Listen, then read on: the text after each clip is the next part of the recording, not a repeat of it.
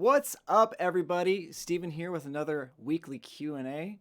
How's everybody been doing? Carl, what's up, my dude? Luke Ramsey, how's it going? Modern Vintage, always a pleasure to see you. Wolverine, I didn't know that you tuned into the neural Q&As. How's it going, man? You from Atlanta? That's awesome. How's everything going out there? Pedro Mora, what's up? Michael D, how you doing, man? Just trying to kill a slow day at the office, Michael says. That's cool, man. I get it. Stay Metal Ray, it's good to have you, man. I'm great. I'm glad you can tune in. It's good to see you, brother. How's everything been going with your channel? Let's see if I can get this a little. Oops. A little bigger.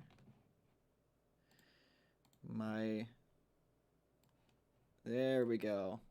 I have the chat on a second screen, so I'm trying to make sure that everything is big enough for my terrible eyes to read. Modern Vintage. My weekend was good actually. I went up to Sacramento, where I'm from, and got to hang out with my family. So, because it was my birthday last week, so had a really good time. Got to kick it. Didn't really do any work, which was kind of strange because I'm just so used to like working like every single day. I kind of was it was weird not having my laptop with me and not having like things on the docket to take care of. So, but otherwise it was a great experience. Just got to kick it with my family and a couple of friends, and yeah, had a really good time. Wolverine says, I'm mostly here to learn. I think my child expired before I installed it. He's mostly a THU user. Gotcha. Okay, good. Gotcha. And he says he has quite an investment in their rig libraries. Nice, dude. Nice. I've heard really good things about the THU. I haven't tried it myself.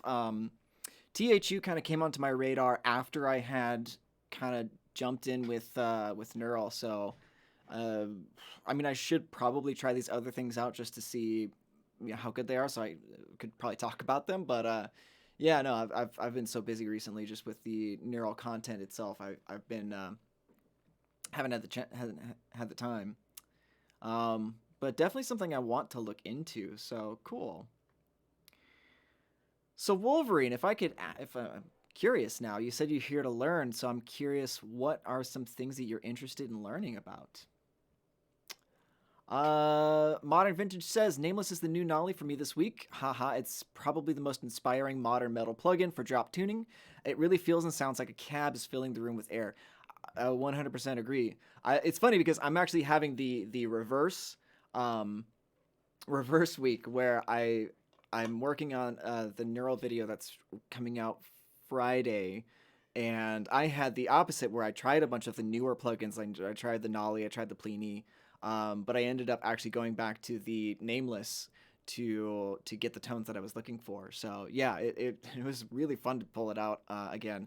Although I do miss um like I don't know if this is something that they're going to update. I haven't gotten any concrete details, but I do hope that at some point they upgrade the Fortin Nameless and the NTS with the EQ section. I got really used to having that EQ section just readily available on my plugin. So so if there's anything that I want to toss in the hat to have happen to these plugins, that's definitely one thing. Um, Michael D says, "Happy belated birthday!" Thanks, man. I appreciate it. And Pedro, thank you so much for the birthday wishes. Zach, how you doing, dude? Good to see you. Aloha. Modern Vintage, thank you for the birthday wishes. So Wolverine says, in regards to my question, he's mostly classic rock, 80s hard rock kind of guy. Is Neural DSP mostly aimed at modern metal? That's a really good question. So I think that's the community that has adopted the the neural product first, and there's a couple of reasons why. Because metal players generally um, are generally like, I mean, I'm not gonna like say that being a bedroom guitar player is a bad thing, but these are a lot of people who are trying to get more into the modern technical age by using a lot of like amp sims and stuff like that. So the thing is, like, the 80s hard rock and rock guys are going to continue going with like your main amps, and I think the reason why neural has been so popular with the metal scene is because they're actually amp sims that really feel and sound like the real thing. Now, I think that they are great for rock, and I'm definitely like, my plan is to actually push the YouTube content more in that rock kind of way, because I mean, obviously these things are extremely versatile tools. Um, we again got kind of adopted by the metal scene, and leaned into that, and I think it really worked out for us because we have a really great following of excellent guitar players and producers who love our stuff. So but now it's definitely, I want to push back into some of the other things that people can expect. Some of the lower gain rocker, kind of like hard rock stuff is definitely on the docket to push into. I mean, like, we're still gonna keep doing the metal stuff, but I want to expand outwards on that for sure. So Michael D says he got the 3 and he planned to jump on the THU once it goes on sale. It's pricier than anything from Neural or STL. cool, man. Yeah, so I haven't tried it myself. But I think it's definitely something I should look into just to see what's up. Um, so Carl asks, when can we expect updates? That's a good question. So I think, and again, I don't have any concrete date or definitive like date that's supposed to be coming out, but I know it's going to be out in the next couple of months. I know that they're working super hard to try and include these aspects to these plugins, but it's definitely like you have to. I mean, I'm not. I can't even really like talk about how they do the updates. It's all magic to me, so I'm gonna let them do it. I just know that when the updates come out, it's going to be awesome. Because I just know I can expect that sort of good quality and work from the guys at Neural. So it's very very very soon, within the next couple of months. So I'm hoping that that's going to be very very quick. Okay. Oh, awesome. So Zach says he just came back from Japan, and the music stores there are awesome. Fantastic, man. Did you go for vacation? You visiting family, or what's up? Um, let's see.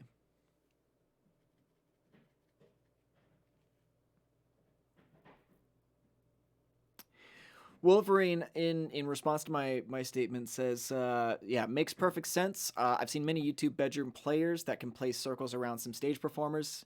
Yeah, dude, I if you check out the artist roster for Neural DSP, they all play circles around me, and because I think that I'm like an okay guitar player. I do all right. I've worked hard to get to like where I'm at right now, but I know that I'm not absolutely not the best player in the world.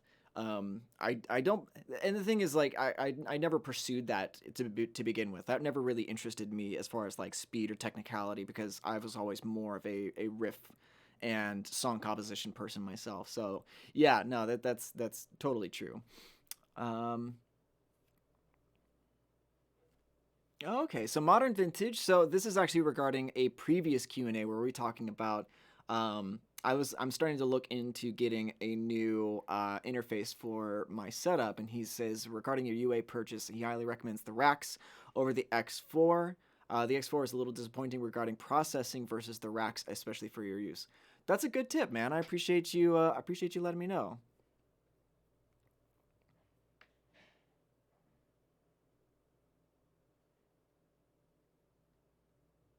Hmm.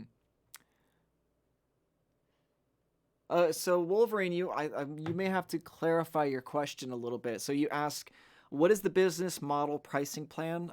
Seems that an amp was about $129.99, but to add another amp seems the same price as opposed to adding $19 modules.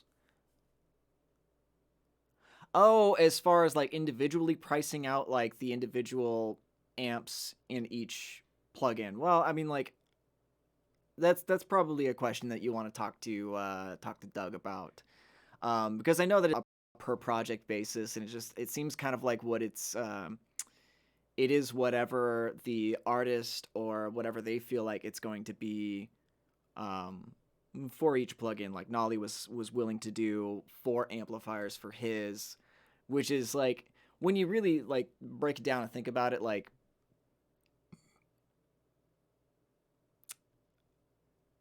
okay, so he clarifies: do you sell each amp separate, Plini, Nolly, etc.? I mean, each plugin is separate from each other.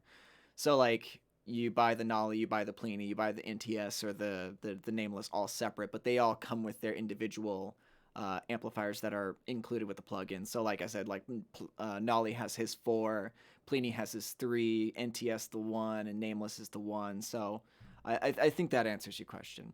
Um, let's see. All right. Giancarlo, what's up, my dude? How's it going, dude? Um, let's see. So Modern Vintage says Fractal lowered the price of the Axe 3 to 1999. Seems everyone will drop prices of modelers even more as plugins become more used and marketed by YouTubers. I totally agree. that's just a shift that I think is going to be more and more readily available. Um, because yeah, I mean, obviously there's a high demand to be able to use these plugins live because you could potentially set up a rig that sounds just as good as the live thing for less than the live thing. So I think that it's definitely like something that's going to improve over time. And yeah, the XFX, like the Kempers, like they are probably going to start diminishing in cost. I think they'll probably always be around though. Like I don't think they're ever going to go away. I just think that there's definitely going to be like the plugins are going to start carving out more of a market on uh, that live front. So yeah, definitely.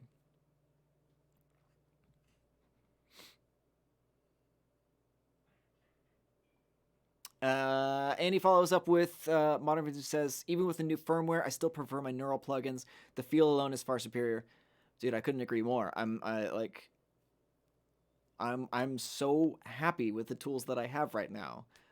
As a guitar player, as a composer, as somebody who just likes to write music in general, I feel like I have what I need in front of me whenever I open up one of these plugins. I think even Nolly kind of mentioned it during his video where he kind of caught himself just creating and having fun because it was the tools that he needed and he didn't have to really take time to uh you know you know tweak the settings, like it was everything that he wanted in a plugin, so he was able to just like let go of that kind of idiosyncratic portion of himself that feels the need to like want to tweak this stuff all the time. So like, it was all right there at his hand, so he just got to kind of keep that at bay and just go with it. Cool. Let's see.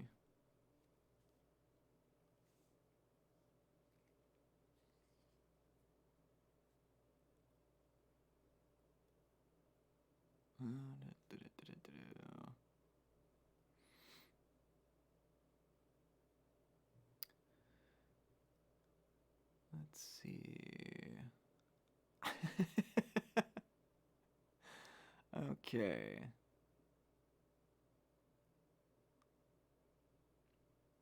Okay, so Zach asks, Aloha Steven, just wondering what is the best way to push my hard panned rhythm guitars the right way? In what sense? Like pushing them, like doing compression? Do you want to have them wider? Do you want to kind of push them forward without them overbearing on your mix?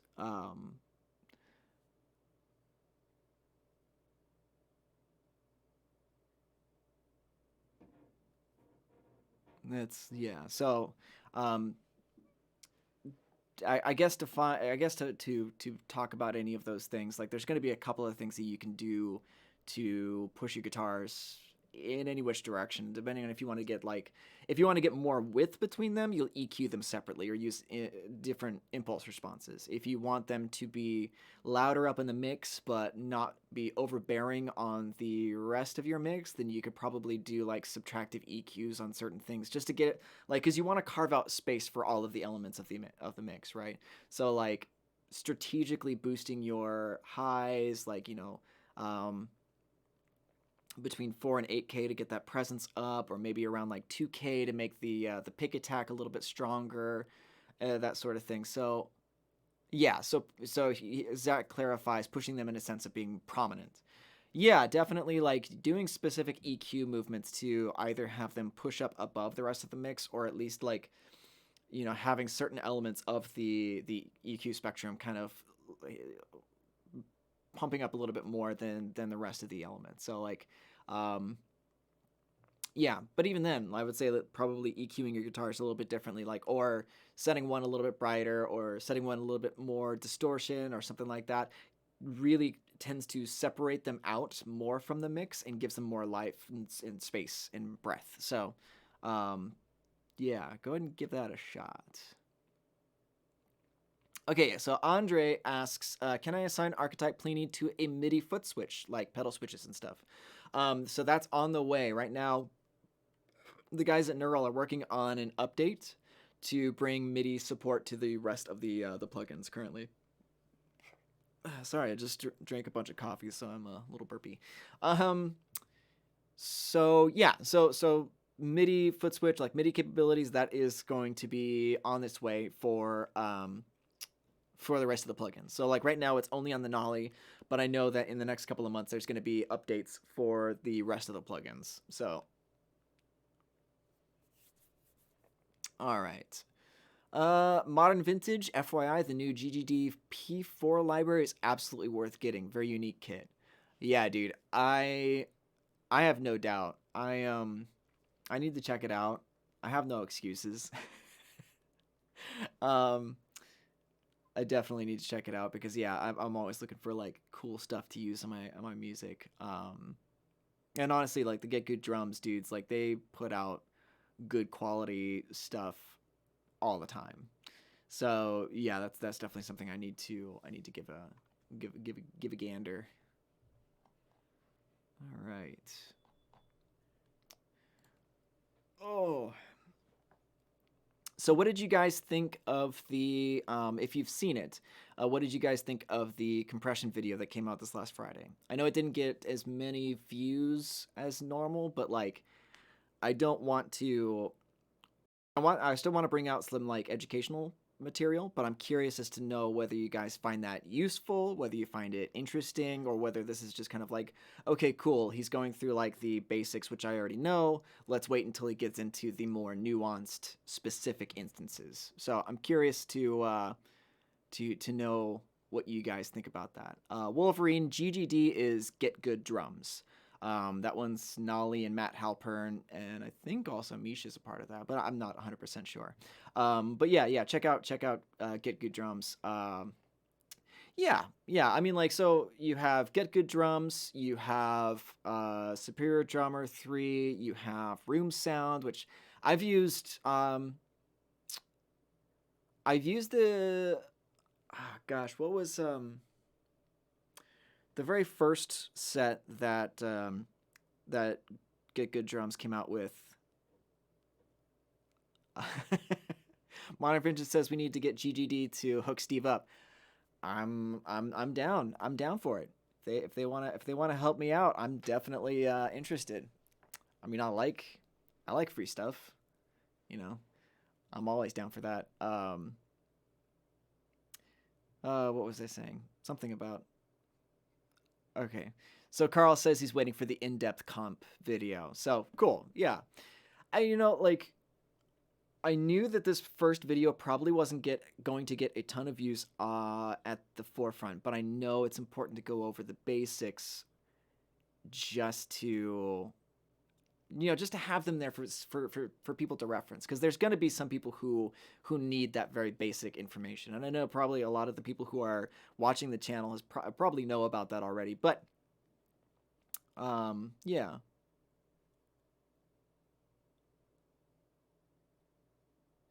Modern Vintage says compression seems so misunderstood but so valuable. Can you speak on it a little more? Might make the video more helpful and thus reach more people. Yes. Okay. So this was my thought process going into the video, because I want to make it into a series. You guys know that I like to keep my videos short. I like to keep them to the point at all times. Like there's very little waffling. There's very little rambling or improvisation. Like I script everything out beforehand and then execute and then go. Like that's what I do. So what I planned on doing, I still plan on doing this, but I wanted to make the basic like overall controls, like the fundamentals of compression for those people who are just starting out, especially for them.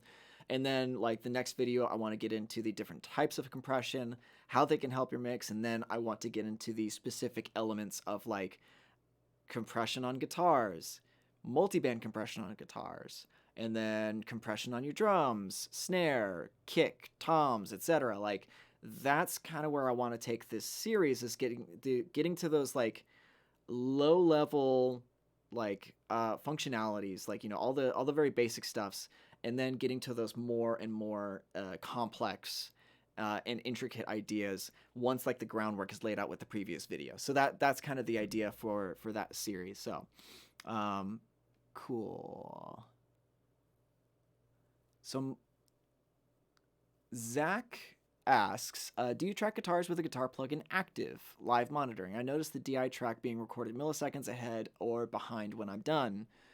Yes. So I generally, there's a couple of ways that you can do this. You can either have the plugin active in your DAW, or you can try turning on the standalone version as well.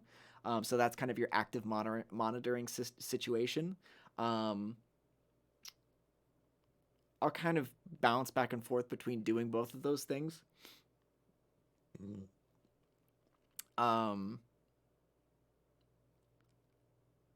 But generally, I do my monitoring through my DAW.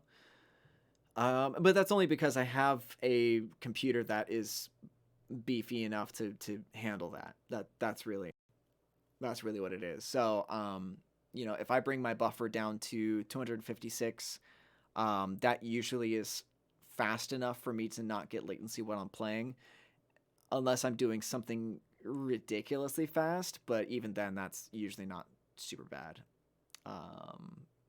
Cool. Yeah. So monitoring through either the standalone or your DAW, as long as your computer can handle it, usually is okay. But normally, if you're finding that it's actually getting recorded milliseconds ahead or behind, what could be happening is the latency. Like, so if you have like, I noticed this happening before. So I usually am kind of composing my songs, and I'm going like a bunch of like plugins. I may be going through like a mastering chain a little bit, like just to get things kind of loud. And if I have my guitar still routed through my mastering chain, then there's gonna be latency going through. So I'm going to be like a few milliseconds off when I'm playing. So that could be it. Like in Pro Tools, it actually has a delay like monitor. You have like how many samples at the bottom it's being delayed by your plugins, so you can actually see how far back it is compared to where it's actually recording. So yeah, but take a look at your specific DAW and take a look at see what latency compensation it has, because there's usually something in there that it'll try to do to compensate for that. All right. Mel Ruddy says, I've played all the rock genres from when rock was rock, speed metal was Metallica, like band, and jazz was jazz. I played for over 50 years and for... Oh, where? Okay. He didn't finish his sentence. Speed metal was speed Metallica, like... I have no idea what you were trying to say, my friend. Yeah. Sorry about that. All right.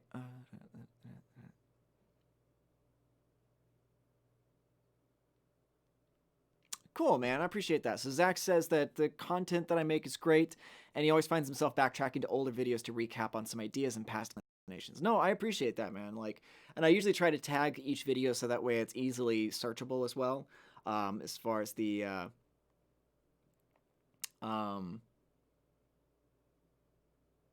yeah, like the tags in the descriptions and stuff like that.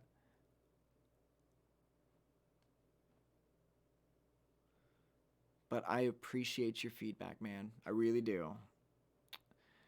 All right.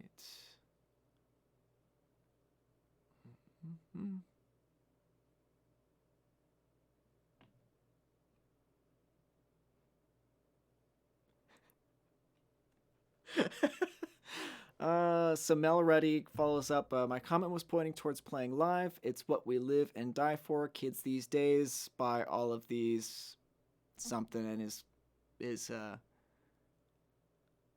comment gets cut off. So, I mean, I'm just gonna leave this one alone.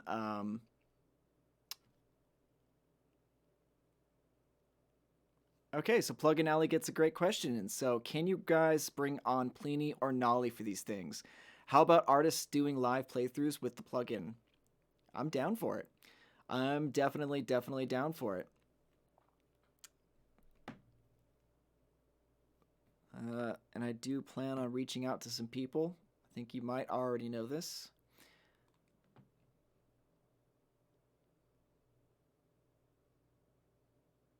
Okay.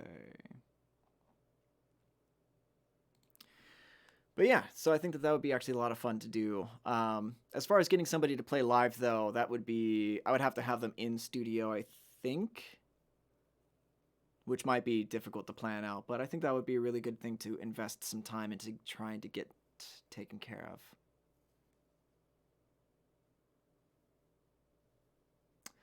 So Woodhand says he's getting audio clipping popping static from the plugin when trying to play along to a backing track on YouTube, for example. Please help. So if you're getting clipping and popping from the plugin, you check your buffer size. If your buffer number is too small, like if it's at 56 or 128 and you're getting popping, bump the number up until the popping and the clipping stops. What's happening is your CPU can't process the audio fast enough, because that's what you're doing essentially when you're changing the buffer speed. Is you are changing the speed in which your CPU is processing the audio coming in.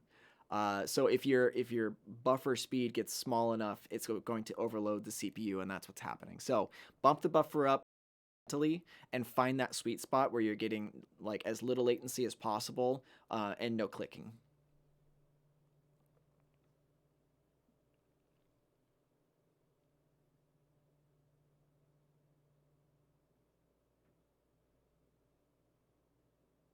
Oh, okay, so Mel Ruddy. Okay, I'm glad that you clarified that. So Mel Ruddy says he has cirrhosis of the liver and no control over his fingers. His point to his previous comment was that he lived to play live. Kids don't really seem interested in playing live. By the way, Nameless and Nolly are amazing. So I don't know if I would exactly agree with that.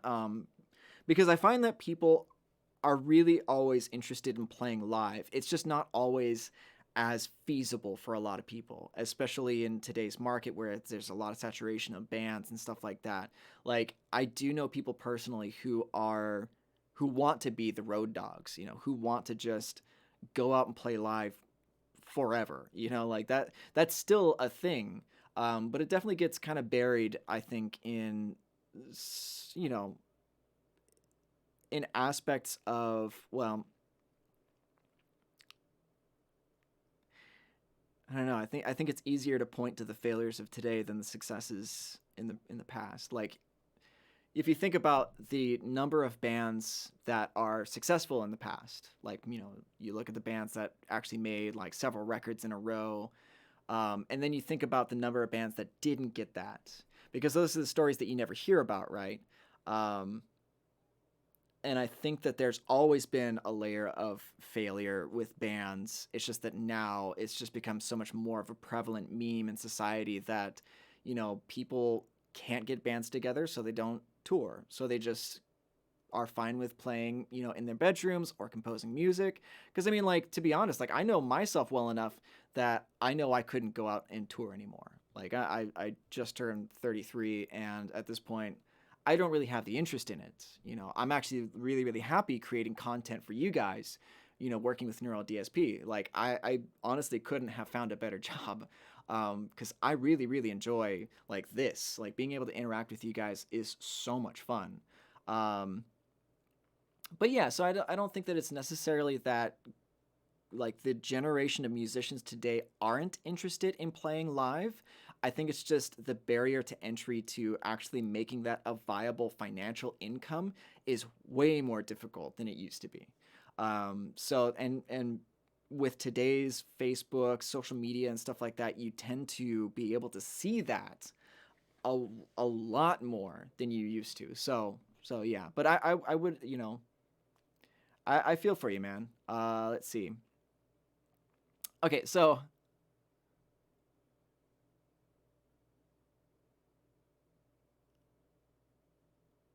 okay, so Plugin Alley has a really great suggestion, and I'm curious to know what everybody else is thinking about this. So, how about a live recreation of a tone? So he says the recent Tool and videos were rad. Doing it based on a neural DSP poll, let the community vote for a tone, rebuild it, and do it live. So I really, really like this ideas. Do you guys like this for like a Q&A sort of thing? So that way I can just do this live for you guys and suss it out in front of you guys. I feel like it would be a lot of you watching me chug a couple of open notes and then adjusting and then, that sort of thing. But I think that that's a really, really interesting idea. And I think that that's really kind of cool. So if you guys are interested in that and want me to put a poll up in the Facebook group, I think that would be great.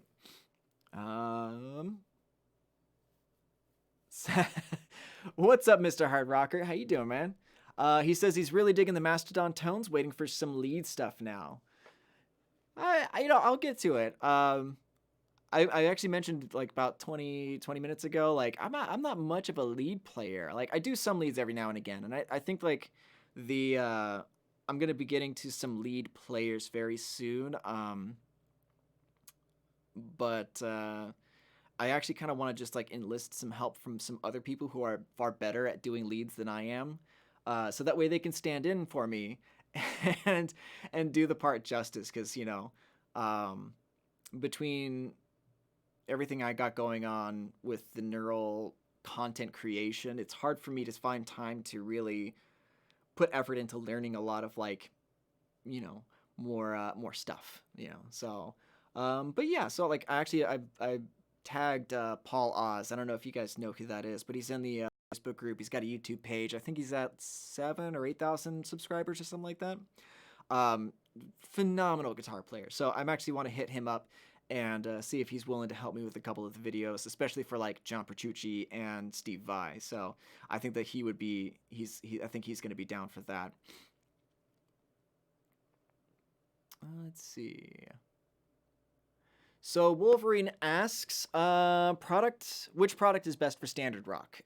You can go actually a bunch of different ways for this, because we have a couple of like Marshall-esque amps in the Pliny, in the Nolly. You can go with, I think, yeah. So Michael D mentions in the next comment that that the Nameless at lower gain settings is also really good, which I totally back that statement.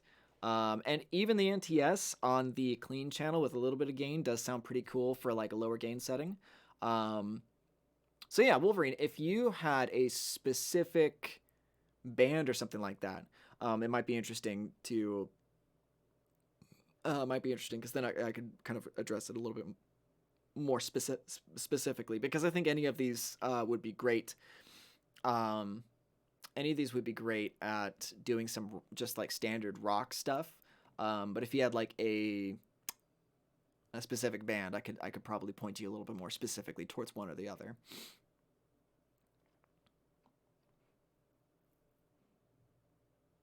So Modern Vintage says, he asks, do you have or recommend a specific plugin or preset for pop radio songs, etc.? Just a nice clear tone that sits right in the mix. For those kind of applications like session guys use. That depends. I mean, it depends on the kind of pop, depends on the song. Because you generally want to conform, like you kind of, I don't know. I would definitely dial in the tone to be specifically for the song rather than try and fit a preset to it.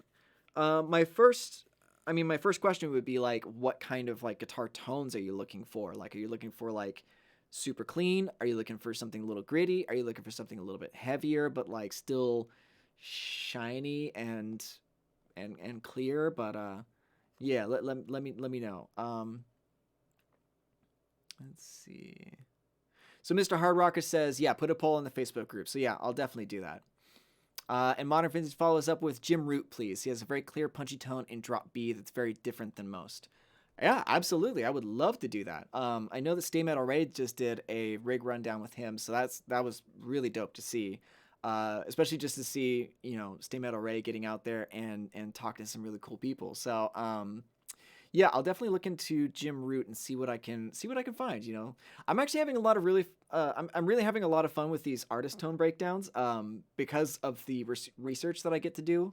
Kind of gives me an excuse to just kind of dive into and get really nerdy on the the details of their rigs and like their past as well, which is pretty fun for me.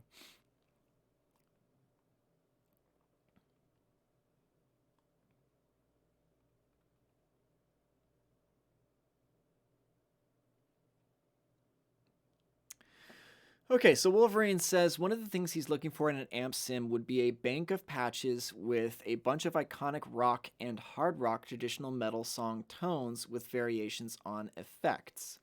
Instead of having to dial them in himself, he's a click and play variety. Yeah, okay.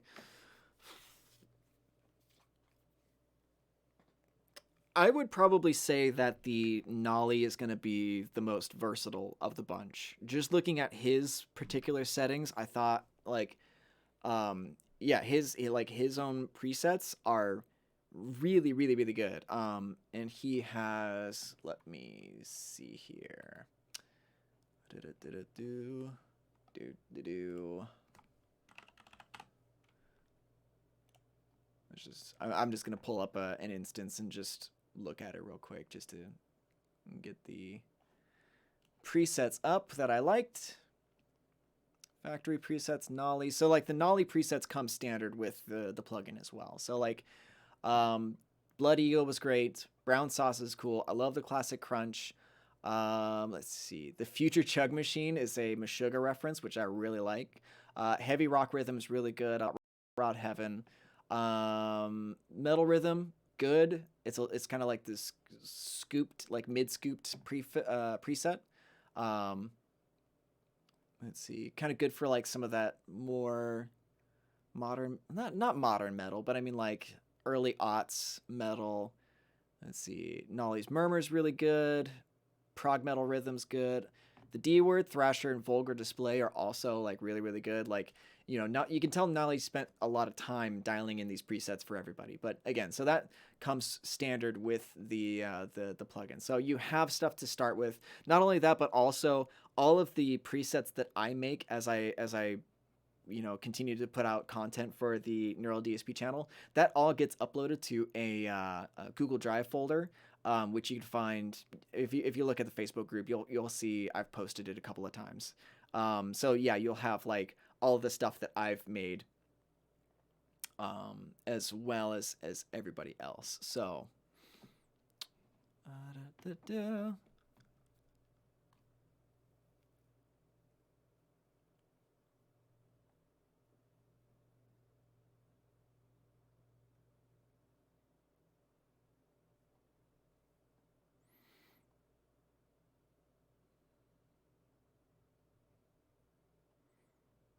So Plugin Ali says you should do that poll, recreate that tone, then give the preset out into the community, and have a neural playthrough competition. I like that idea. I really like that idea.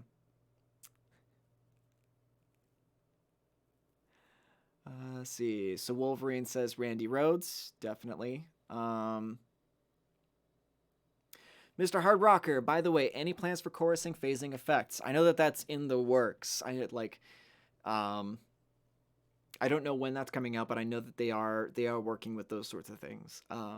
They're working to bring them up to I believe the previous plugins, but I'm not 100% sure when those will be implemented.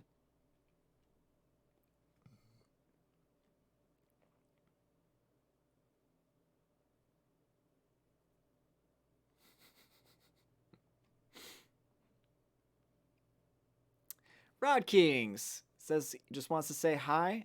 He's here every time I go live. I'm doing great, Rod Kings. I appreciate it.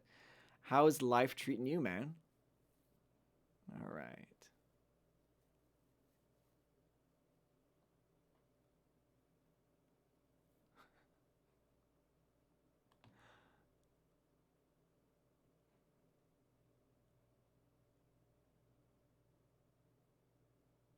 So Mel Ruddy says he's used the presets on the Nolly, and you know he's tried the others, but Nolly's a musical genius. I agree. You know, Nolly seems to me such an introspective and like a curious, like a mentally curious individual, somebody who really like pursues things in a way that other people don't.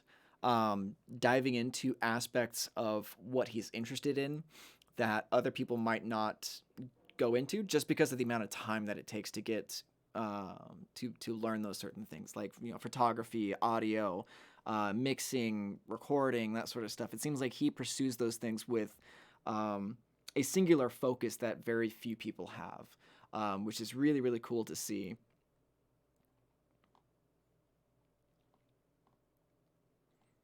All right. So Modern Vintage says that Welcome to Paradise would be sick. Those early aughts, well-known pop punk type tones. Okay, okay. So this is in reference to his previous question about specific pop guitar tones. So something that's probably, that's a really good question. I'm not. It's been so long since I've listened to that kind of music that I don't like. I don't have the sound in my head anymore. Does that if that makes sense? Um, it's gonna be that like not fully saturated kind of tone, um, kind of jangly, kind of bright.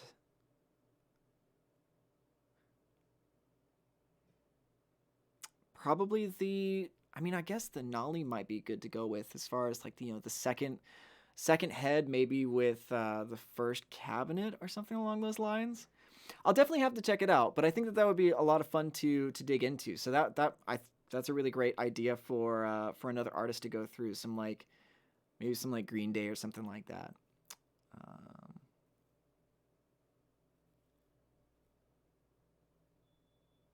so Michael D says he'd like to see Dave Murray and Adrian Smith presets. Dave Murray and Adrian Smith for sure. I might have to. I'll definitely look into that.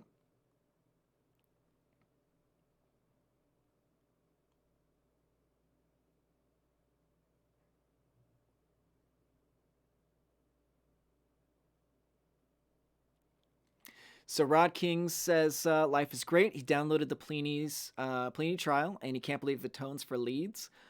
Can't wait for Black Friday if the discounts are good. Grabbing Pliny, Nolly, and Parallax. Yeah, no, so there's gonna be some stuff happening. The Pliny I feel is one of my absolute go-tos for lead tones, um, specifically because the I love the reverb on the Pliny. The reverb and the delay, like the effects section on the Pliny, is so magical. Like I feel like I just turn it on and everything gets so much better.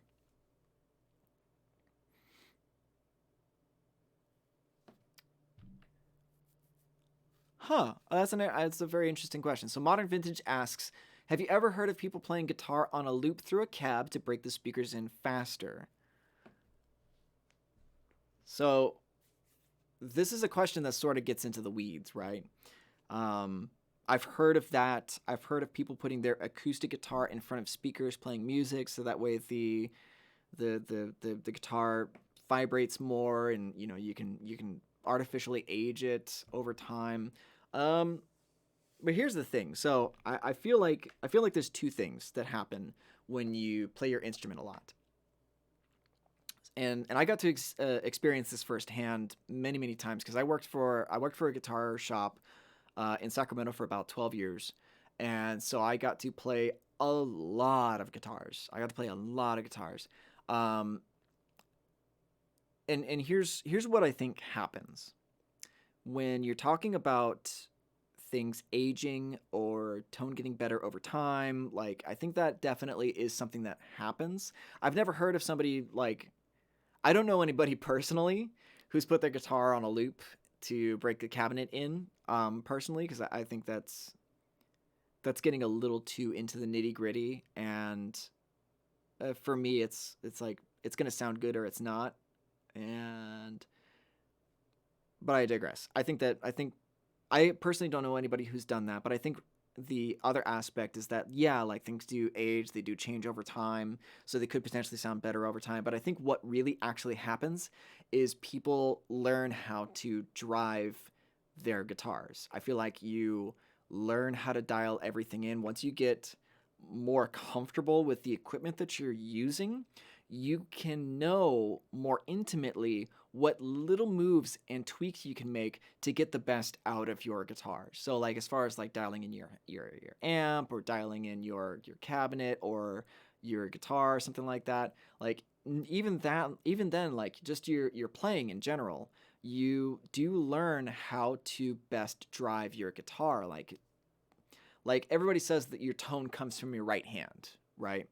So it would make sense to say that you the more you play a specific guitar, the more you learn how hard you can push into that guitar. And I'll give you the example that really like kind of opened my eyes up to this idea was that my old boss had a 1941 Martin D18. It's acoustic guitar, Adirondack spruce top, mahogany back and sides.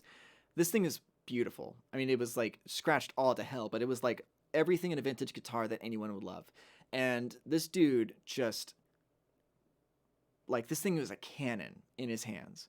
I heard him play, and it's like the guitar is so loud. Like it's so loud, but it's not like uneven. Like the tone is beautiful no matter how hard he pushed the guitar. It sounded awesome. And then he would hand the guitar over to somebody else, and it wouldn't sound even half as good because his name is John. Because John owned that guitar for about 30 years. So that's 30 years of practice that he had in defining his tone from his right hand to his guitar to how he played around the neck, finding like the sweet spots and stuff like that. So whenever he got the guitar into another person's hands, like it just became this really quiet guitar. And it wasn't as beautiful, it wasn't as resonant, it wasn't as loud. So I feel like there's two elements because while I will confirm that yes, like guitars do age with time, your cabinets age with time, like so certain aspects of those things will physically change, but I think that as you grow as a guitar player, as you learn about your equipment, you learn more about how to push your instruments into getting better tone. So that's okay, that end rant. um I kind of got off on a tangent there, so sorry if that didn't come out. Like I hope that answers your question because I think that it's twofold. Um, I think that I think that age plays a factor, but I feel like experience plays a bigger factor. So there we go. Mr. Hard Rocker, BGW, Clean Amp and Nolly is such a hidden gem. At first sounded way dull to me, but your presets with it sound crazy good. Thank you, man. I appreciate that. That really makes my day. Yeah.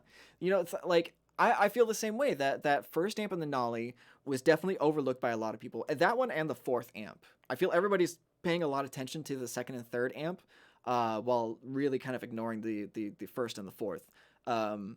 But again, like kind of going back to my previous point, once you kind of get to know the controls a little bit better and learn how to tweak the settings, like I think that they are so absolutely amazing.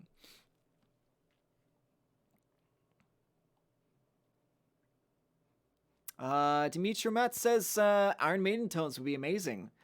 Yeah, dude, I'm super down for that. You know the songs that I'm going to be playing too. Some Trooper, that'd be great. All right.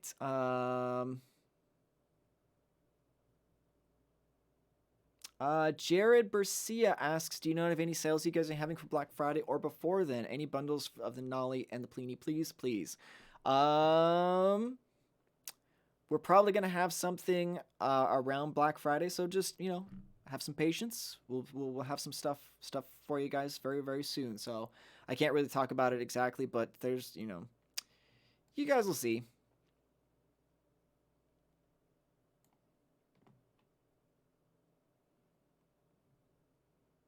I love that you guys are talking with each other so much. Actually, like if I'm gonna comment on this real quick. Like, I'm scrolling through the chat and like watching you guys like answer each other's, um, kind of help each other out is like it's really cool for me to watch this. Like I feel like you know when I was hired at Neural DSP, they understood that my position was to start building a community, and I feel like that's kind of just naturally been happening, and I'm super happy that I get to be a part of it.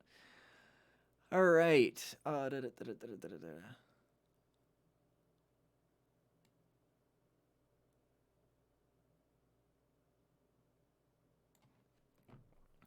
Oh, interesting. Okay, so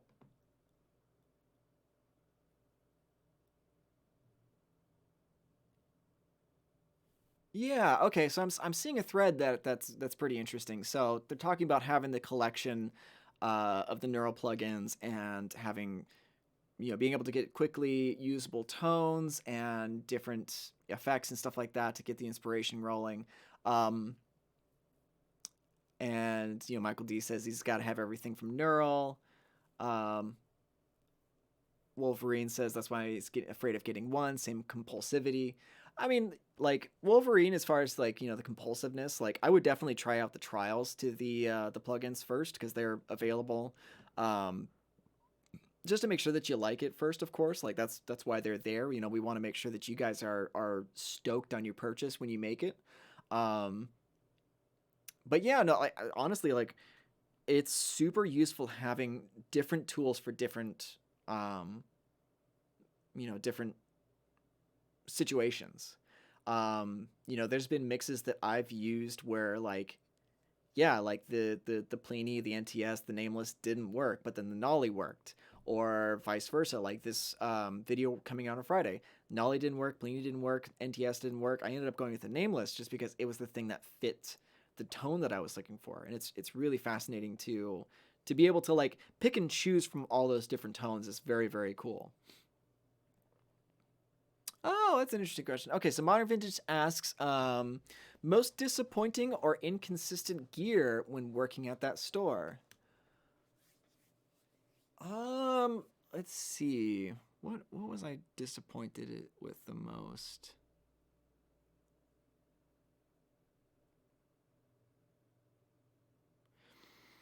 I like so I worked in an acoustic guitar shop. All right, so like to paint a picture, I the sole purpose of this shop was to sell like basically bluegrass instruments. So you had acoustic guitars, banjos, fiddles, mandolins, and maybe a couple of upright basses every now and again. And most disappointing or inconsistent gear.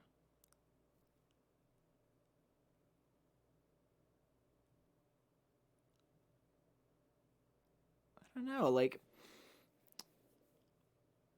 in my like because we started to get into like some personal preference ideas as well with this because like I feel like I own a Taylor guitar, right? It's up on this wall over here, and I love my guitar, but I've not been really impressed with Taylor guitars since I got this one. I feel like I lucked out with this one because it just sings, and I've been banging on this guitar since like 2003, I believe. Um, and I absolutely love it. But they definitely became a guitar company that was focused more on the bottom line because I mean, like, though their guitars were never bad necessarily. Like I don't want to talk trash on their company or anything like that, but I felt like like all their guitars, everything from like their $1,000 guitars up to like their $3,500 guitars, all of them sounded the same to me, and I had spent a lot of time playing acoustic guitars in that shop, and when my $1,000 guitar on the wall sounded better than their custom shop guitars, I really had to kind of like ask, is it worth hanging on to these guitars on the wall? We ended up actually getting rid of their brand from the shop a few number of years before the shop actually closed down, but like yeah, I wasn't really super stoked on them because it felt like they we're making a product just to fill a need rather than trying to give a user experience, if that makes sense, because there's providing value to a customer, and then there's just making a product so that people will buy it. um so that's how I felt about Taylor before I left, well, before the shop closed. James Yellow, what's up, dude? How's it going? Let's see. So Rod Kings asks, Stephen, as you mentioned, you played a lot of guitars. Is it correct to assume that your choice of ESP with EMGs is based on this experience? So I bought the EMG. I bought the ESP, the Eclipse. When did I buy that? I bought it a long time ago.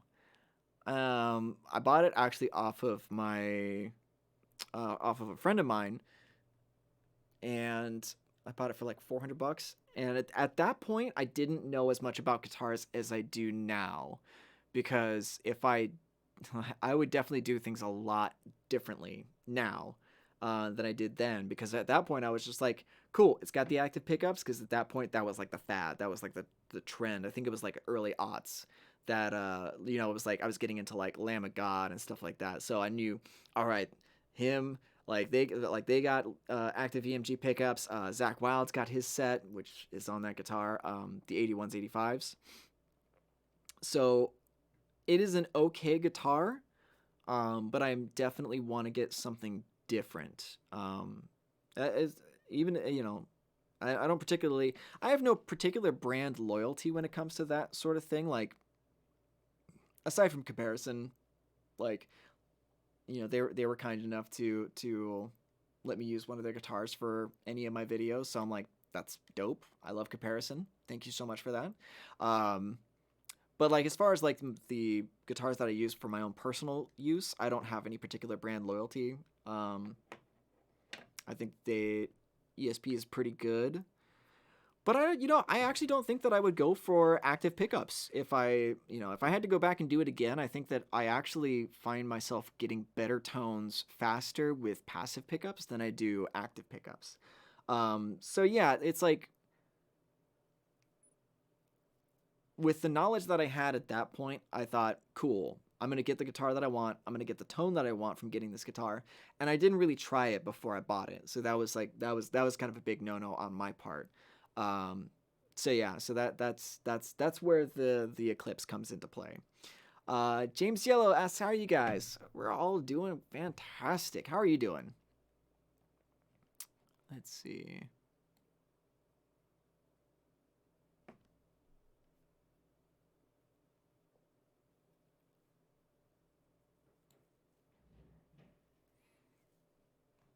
Oh, okay. So Jared, so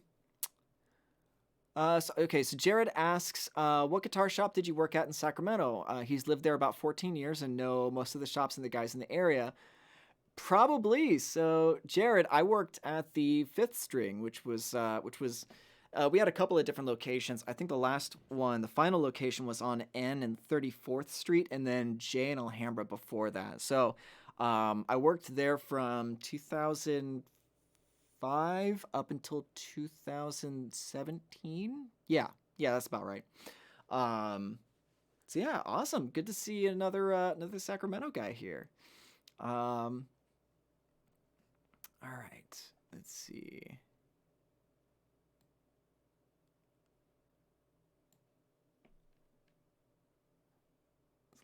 It's a lot of chat to go through. Let's see. Okay.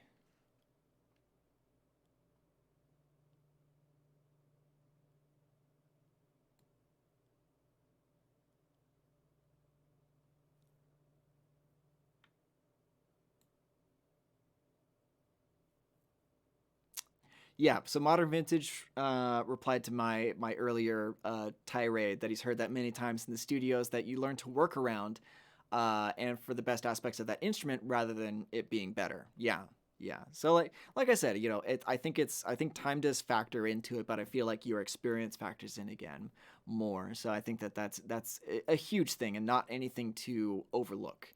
Because I feel like, just to briefly touch on that one more time, is that like I feel that people who are looking for the quick fix are going to be far more prone to fall for that kind of like shenanigans, um, and kind of like trick themselves into believing that it's making a difference when it's not. So I'm always very very skeptical of those sorts of things, and generally, if I've not ever experienced it in my own life, I'm not going to really try and validate or I'm not going to endorse anything that I don't wholeheartedly believe in. That's basically what it is. Yeah. So, let's see. All right. James Yella says he has to go to bed in an hour. Yeah. Where are you at? So you're probably. Are you? Oh, okay. New world sounds spectacular. Modern Vintage says you hit it perfectly. The best guys in LA say the same thing. It's all in the hands and thus memory of how they need to be positioned, move, etc. Yeah, man, absolutely. Sorry, there's a delay between reading the chat and responding to it, so I apologize if I'm beating a dead horse with that. Mr. Hardrocker can't agree more with my previous comments that the same applies to the fourth amp being a gem. It's the same philosophy as the first one. Needs good tweaking, learning, and combination. Then it's rad. I wholeheartedly agree. Thomas Jamet asks, just curious, what are the guitars behind you? So, okay, I have, let's see, right here, that's my Taylor 310 CE. I bought that, actually my parents bought that for me as a graduation gift. I'll call it what it is. Graduation incentive. You do good in your senior year of high school, you get this guitar. So they bought that for my graduation. I have the Legator 8-string. I have the Comparison 7-string, and then I have my ESP LTD Eclipse over here. I think that's all of them. Yeah. Let's see.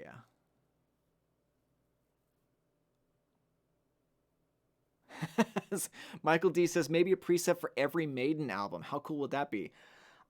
I'll do my best. And I'll see what I can come up with.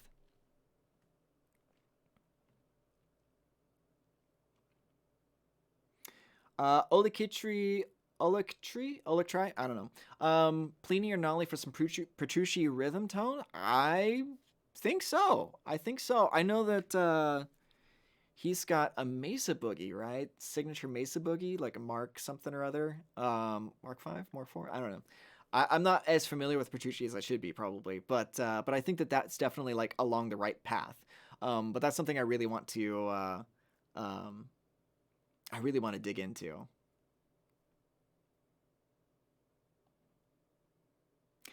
Modern Vintage says Jerry Cantrell or another full wide open high gain sound without much noise, gating, boost, etc. Zach Wild for sure. Yeah, man. You might have hit the nail on the head on the video that's coming out Friday. So we'll see, you know. Michael D says he's out. Got to drive home. Have a good one, man. I'm glad you got to stop by and hang out.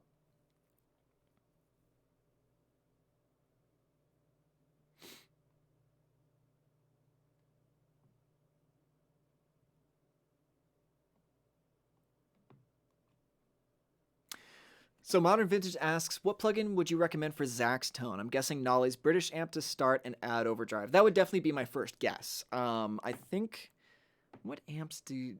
I don't remember what amps Zach plays on stage, but I'm gonna guess they're gonna be more the British tone, warm kind of style. Like he's of that generation, so I feel like that's gonna be one of the best places to start.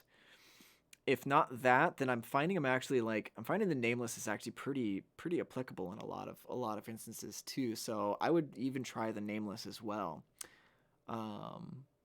Audio Gavin Channels says he's a big fan of the Pliny plugin. Incredible plugin. Thanks, man. I appreciate you dropping by. Oh man, so Marcus hits on a note of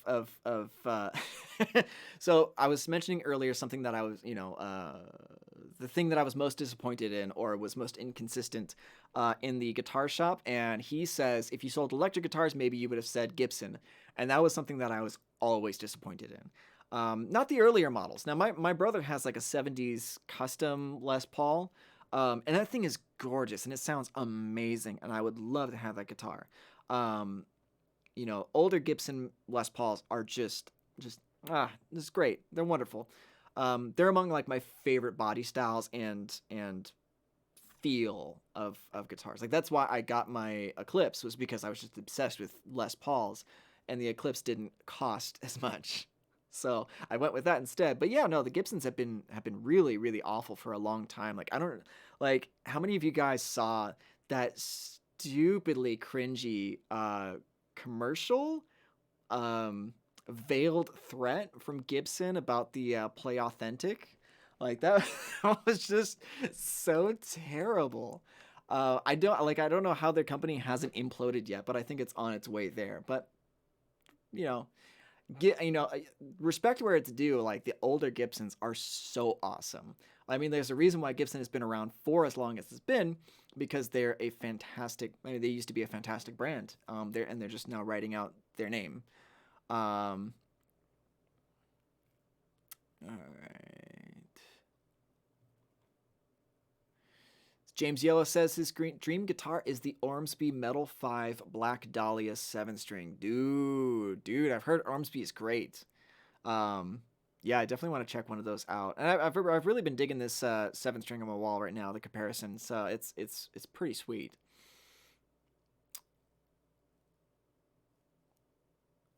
Yeah, so Modern Vintage says he agrees with me on Taylor. Also the same for Shure these days. Is it Shure or Shure? I don't know. I don't know the pronunciation. Because I know Shure microphones would probably be upset if I said, yeah, Shure sucks. Um, but it seems like newer, less experienced builders, lesser quality wood than in the past. I think that might be an aspect of it, but I think that it's also a matter of companies being driven by the accountancy department more than anything. It's like trying to cut costs as much as possible. So yeah, that would actually work into your less quality wood proposition. So yeah, so like I'm sure that they probably have like experienced builders, but I'm sure that they're forcing these builders not to spend the amount of time that is necessary to actually create a guitar that's, you know, that's got the love put into it, I suppose. But you know, on the other hand, you look at a guitar company like Martin, who's consistently hitting it out of the park. As far as when I worked with them, like I loved a lot of their guitars that were coming out in their like $1,600 and range and up. But those were all factory CNC lathe, guitars. Like I'm sure parts of parts of the builds were like hand done, but I like on the most part of it's like it's all factory made. So like, but they still made excellent guitars. But yeah. Carl says if I like the passive pickups, I should try the Merlin Hellfire. Awesome, man. Yeah, I'll actually I'll put that on my computer now so I don't forget, because I will absolutely forget. Merlin Hellfire pickups. Merlin Hellfire guitar. Oh, okay. Pickups neck. Great, excellent. Yeah, I'll check that out. Thanks for the heads up on that. Oh man, you guys got a lot to say this week. I love this. All right. How many people we have in the... Okay, 26. All right, cool.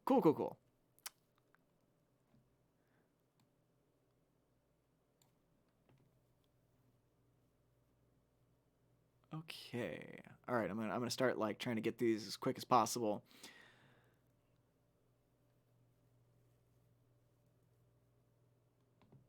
Okay. So Dimitro says, because your videos contain a part of music production, how about you make some videos where you're gonna listen to mixes of guitar tones created by... Oh yeah, no, okay. So he's asking, so if you're looking for, so I've actually put the call out a couple of times for this, and if you guys are actually interested in me starting out a series where I either critique or listen to your guys' mix or guitar tones, I'm definitely down for that. I put the call out a couple of times and I've not gotten anything back, essentially. So if you guys are really into this, if you guys want to send me your stuff and I will critique it and I will listen to it, I'll have it featured on the page, then send it to me. My email is steven@neuraldsp.com, or tag me in the Facebook groups and I'll be in there. Because again, like I've mentioned this last week, and I do want to start uh, promoting people, who are doing good things with these products, because I think that I can only do so much. Like, I have a lot of fun with this, but I definitely want to use this platform to start elevating people who are actually using these things in professional settings. So yeah. So if you guys want to send me your stuff, Steven@neuraldsp.com. Email me and we'll start talking. So yeah, I am absolutely down for that proposition. And I think that it's a great idea. I just got to get enough people on board so that it becomes a regular thing. And I think that it like once I get like maybe 2 or 3 episodes through, I think that that will become a far more viable experience for everybody. But anyway, I like the idea and I'm down for it. I'm super, super down for it. You all just have to make it happen. Just send your stuff to me. So anyway. Modern Vintage asks, is there anything in particular you like to do when taking quick breaks in the studio to reset the creativity, etc.? Dude, going for a walk. Like, like changing your environment is like probably one of the single best things that you can do is just go for a walk, put on a podcast, or don't listen to anything at all. I find that actually like sitting alone with my thoughts and just letting everything kind of like tumble around and just like start clearing itself out is far more beneficial than like watching a YouTube channel or something like that. Because I think a lot of people will go to social media and YouTube and Netflix and Amazon to start like distracting themselves from what they're doing. When really that's not exactly giving yourself any particular break. You're just changing your focus from one thing to another. And then, but I think that by taking yourself out into the world and forcing your eyes off of your computer screen, you know, listening to the sounds just that are naturally around you. Like there's a neighborhood nearby, so I'll just go wandering around there for like a couple of minutes just to kind of like clear my head and get everything like in check that I need to, because yeah, like I think probably everybody else can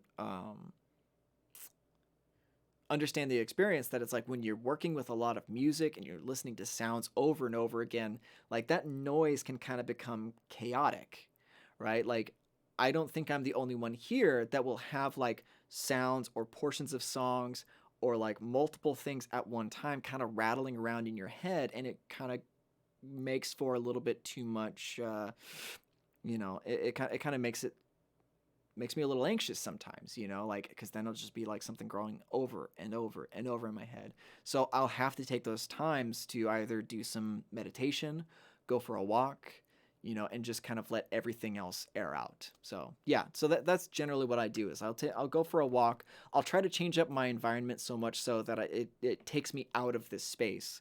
And I actually do find myself to be pretty lucky because I have some really great neighbors in the same building. So I'll go outside and kick it with one of my neighbors, if they're not working or anything like that. So I'll just go and have a conversation with them. So yeah, so that's generally what I try to do. Don Warwick says, "Hey Steve, how are you? I'm great. Things are awesome." He says, "Can you do a Mudvayne preset?" That's on my list.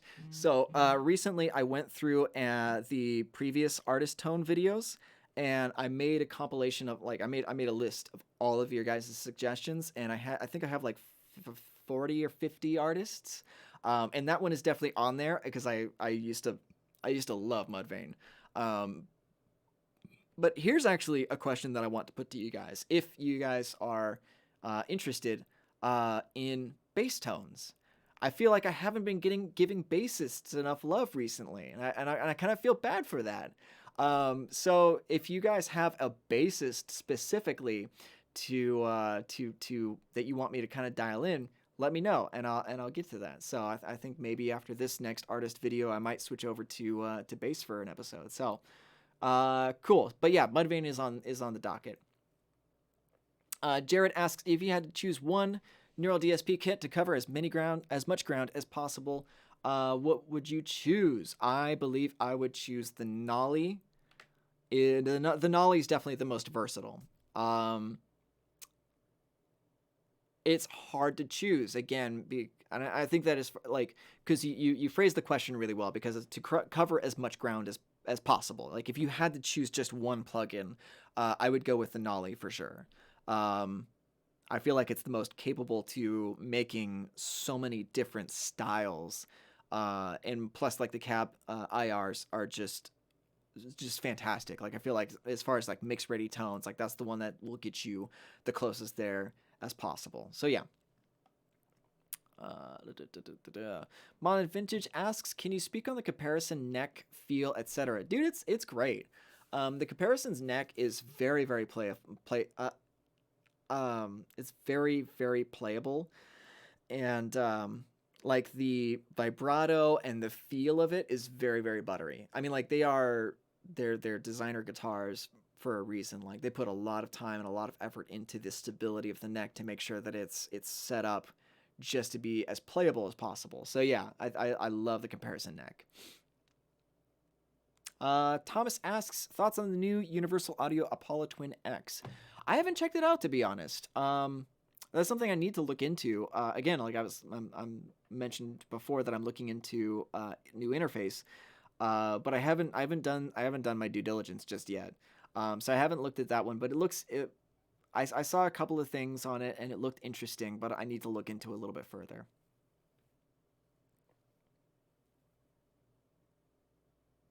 Okay, so Metalman Hey says, quick question. He has a laptop with i7 and 16 gigabytes of RAM and was able to run 8 tracks of Pliny in the demo version, but with the full version, even 2 tracks give me crackling noise. Changing the buffer does not help, or if then only for a moment. That's interesting. So if you have... so like that same session that you had the 8 tracks running is now giving you crackling noises. That's interesting. I would definitely hit up support at neuraldsp.com. I think that they will be able to help you for sure with that. Yeah, because usually the buffer is like the first thing I go to, and if it's not that, then like I'm sure I know that support will be able to help you out with that for sure. So hit them up, support at neuraldsp.com, send them some files, and they'll get you squared away for sure. La, la, la, la, la, la, la. Oop, it just jumped down. This is annoying. Okay.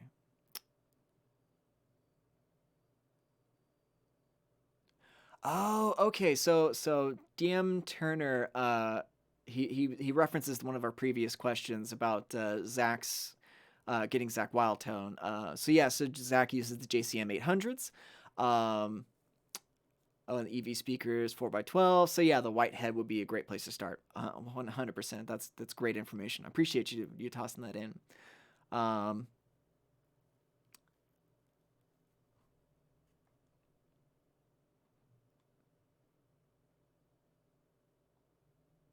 So Rousseau asks, any plan on building physical versions of these plugins or any advice on how to use the archetypes live? So Rousseau, you can use the Nolly live. So if you go actually to the Neural DSP page, the YouTube page, you'll find a video where I run through how I set up the archetype Pliny for live, and the same thing would go for the Nolly as well. So check that out, and that'll give you like the steps to do that. Okay, so Olectree asks, will the NTS suite get or got lately the post EQs? So I don't know if that's in the rounds. I don't know if that's in the works right now. I want it to be because I think that those, like, just having an onboard EQ is one of the best things that they decided to do with the Archetype series. So I hope that that's something they put into the Fortins, because they definitely deserve that. But I'm not sure if that's happening or not. We'll see. I know this update's coming soon, so they'll roll those out, and I know that there's going to be some major changes with some of the plugins, so I'm really looking forward to those.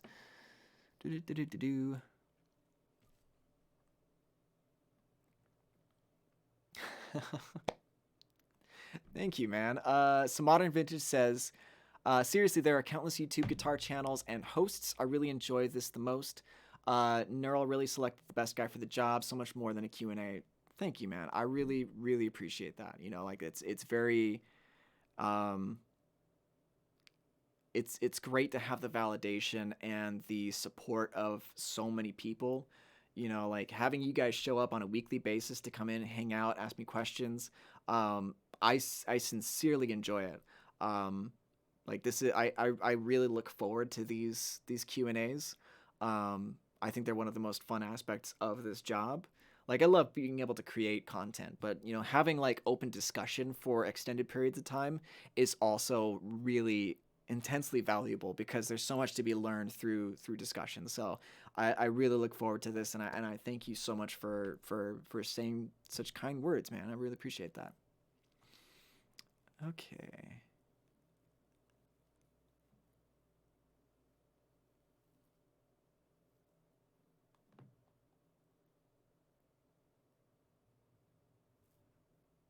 So, okay.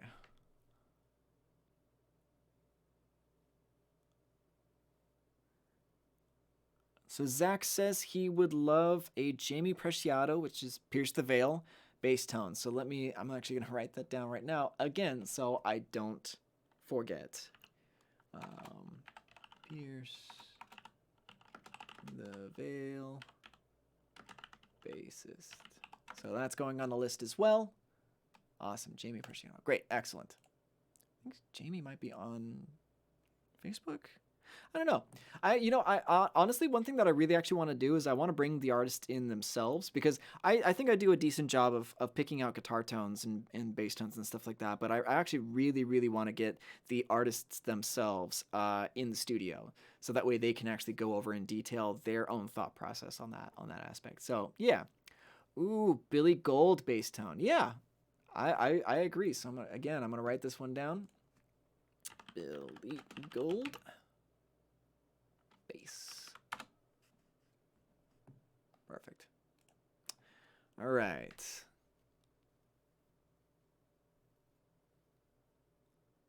Oh, okay. So Modern Vintage asks, when and why did you decide it was worth getting a commercial studio space versus a home studio? Oh man, that's a good question. I decided that it was worth getting the commercial studio space. Basically at the same time that once I got hired on at Neural DSP, I knew that I would have to have a separate location, one that was already like established. Well, there was a couple of different factors, right? Um, because before, I'll let you guys in on the little bit of my story in this. Um, so I'm when I moved down to LA, gosh, was that a year ago?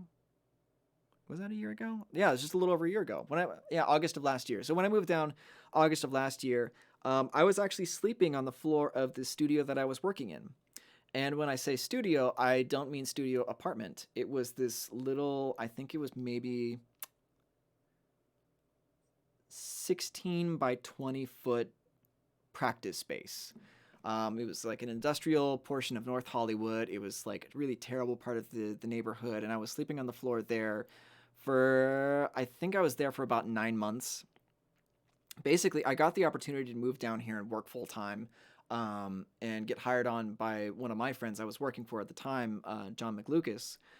He wanted me to come down and do video work for him. So I was coming down, I was filming him, and I was editing his YouTube videos and stuff, while also doing like prep work and vocal tuning and that sort of stuff, like editing. And so like I worked with him, and I worked in that studio for about 9 months, sleeping on the floor, and it was decent for what it was. Like if you guys check out, I think like the first one or two videos, maybe three, that I did with Neural DSP, you'll see that like really cheap pyramid soundproofing in the back, and that's the studio I was working in. It had like little Christmas lights and everything just to make it look a little bit more homey.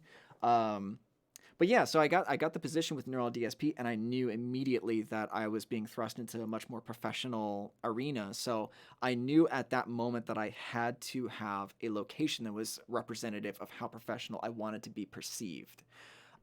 So I had the opportunity the room opened up like pretty much the same time I got the Neural DSP job.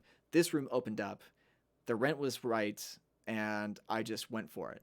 On top of that, it also positions me um, in a great place because like there are other engineers here who are more established, and how like the number of people who just come in here that like are connected in the industry is stupid. So like that was another factor, because I'm like, I want to be in a position where like if somebody comes over to the studio, I could just pop out and be like, yo, what's up, dude? Like, Bo Burchell was here the other day. Awesome. I got to go out, say what's up to him. We've had Trey Xavier of the Gear Gods over here a bunch. Like actually a couple of the Gear Gods staff work in the room next to me. Um, so yeah, like it was a matter of like professionalism that I wanted to have be representative of me. But it was also a matter of positioning as well, because I knew that being introduced into this arena through the Neural DSP job, I wanted to be like like I said, I want to have artists in the studio, and there's no way I could have had somebody in that tiny little shoebox I worked in and be perceived as a professional audio engineer. Somebody walks in here and this looks legit as fuck. So yeah, so those were kind of the factors that were at play when I did the commercial studio space. Now, I'm not opposed to having a home studio. That's definitely not a stance that I would take. I think that having a home studio is great, and eventually I would love to even have one. Like I would love to be able to buy a house and then have a studio in there as well, and then I could just rent out a professional studio should I need to record drums or do anything like that. But like I would love to have a home studio as well. But again, like for what I'm doing, being a public figure now, I needed to have a space that looked as professional as I wanted to be perceived. So cool. So yeah, hopefully that answers the question. Let's see. So Marcus says, isn't Neural DSP Finnish? So yeah, the company is based out of Finland. Not all the people there are Finnish. A bunch of them are South American, but yeah. So like the company is based out of Finland. So there's I think there's like a 10-hour time difference between me and them. Cool. Modern Vintage says, really looking forward to the content from Finland, factory tour, interviews, etc. Hopefully they can make it happen soon. Me too. I know. So actually, what's going to happen first is the NAMM show, which I am really, really excited about. So I'm going to be there with the Neural DSP booth. I'll be doing maybe a couple of like I don't know exactly what I'm going to be doing as far as either a performance or maybe a tutorial or something like that. We haven't quite decided about that yet. But I'll be going to the NAMM show this year. So any of you guys want to drop by the booth and hang out, if you're going to the NAMM show, I will be there, and I'd love to see y'all there. Cool.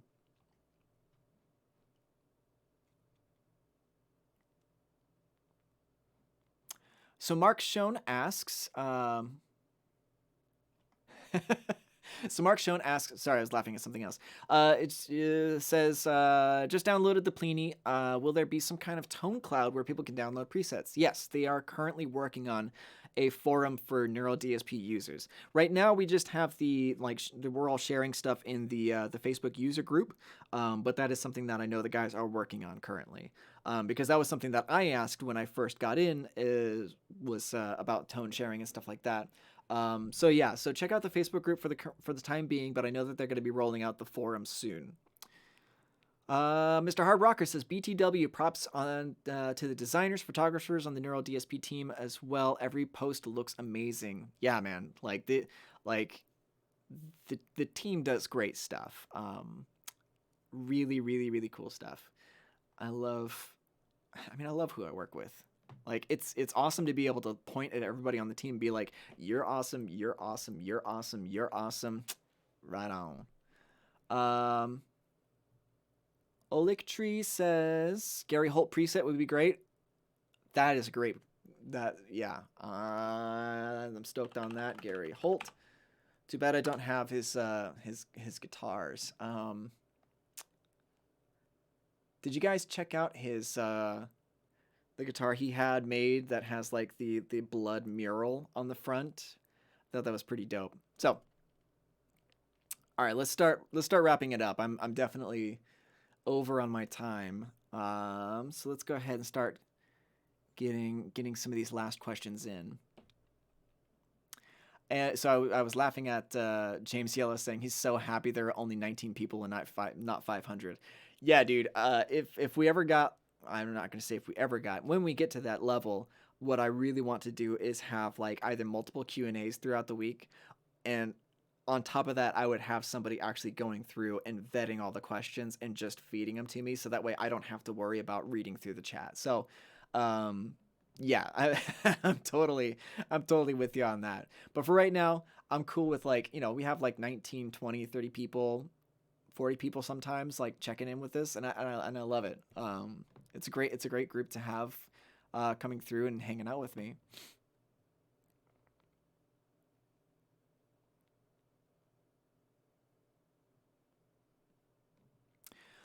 James Yellow asks, dumb question, but how much does professional recording in a studio cost with mixing? That really depends on the song, depends on the engineer as well, because everybody's gonna have different rates. Um, some people will go straight mixing, some people will do recording, not mixing. Like, but if you're looking for somebody to do recording and mixing, that's probably hmm. I don't know. Yeah, I guess it depends on where you're at as well too. Like studios in LA are definitely different than other places. Um, because you look at what an engineer wants to make like on a daily basis or an hourly basis or by project basis. Like if it's going to take 3 days in the studio to record, you know, 5 songs or something like that, then it's going to be, he's going to want to be paid, you know, paid well for those 3 days. So it's like, okay, well, maybe he'll do like a couple $100 a song or more. Like I don't think most people would go less than $200, $250 for a song just for the recording. Um, Mixing it is a totally different thing. But yeah, it's so variable. It's so widespread. Like I said, it just depends on who you're talking to and what they want to charge, what the project looks like. Because I know most engineers will give you kind of a price break once you go to like a price break between like singles and albums. Um, so yeah. Modern Vintage says, FYI, Gibson's big NAM plan is to revive the Epiphone brand as a higher quality priced brand instead of being like Squire. I don't. I mean that's a thing to do, I guess. To me, the Epiphone brand has never had as bad a reputation as Gibson themselves. Like I know people who would buy new Gibsons and then immediately change out all of the electronics because they're so poorly wired. So like, I don't know. Like I don't know if that's the smartest idea for them for them to execute on, but like, and it's a thing. It's making them money, so I guess that's that's instead of upping the quality of their actual guitars or lowering the price, in accordance to the demand. Like I guess they can push the Epiphones up, but that feels like they're addressing symptoms more than the actual ailment. If that makes sense. Yeah, so Modern Vintage replied to my comment earlier about being in a legit studio. Price wise is probably nothing compared to the networking and future work that comes from being there. 100%. The positioning is so important. Positioning is everything. Like if when I lost my job, I bought a ticket to go to the Unstoppable Recording Machines Summit in Florida. I had almost no income. I think I may have had like 2 or 3 guitar students, so that's like maybe $300 a month. And I spent my money to get on a plane for the first time. I had never flown before that. To get on a plane and fly to Florida to go to this audio conference, and I wouldn't be here if I hadn't done that. So positioning is so absolutely important. Um, if you, I mean, like for any business really, um, being in a position to take advantage of opportunities as they come along is super important. If I had played it safe and stayed at home and saved my money, I could have gotten an additional maybe month out of my savings. But the return on investment was, I mean, like tenfold, if not more, considering the trajectory that it put me on from that moment on. So yeah, like it's super important, the networking aspect.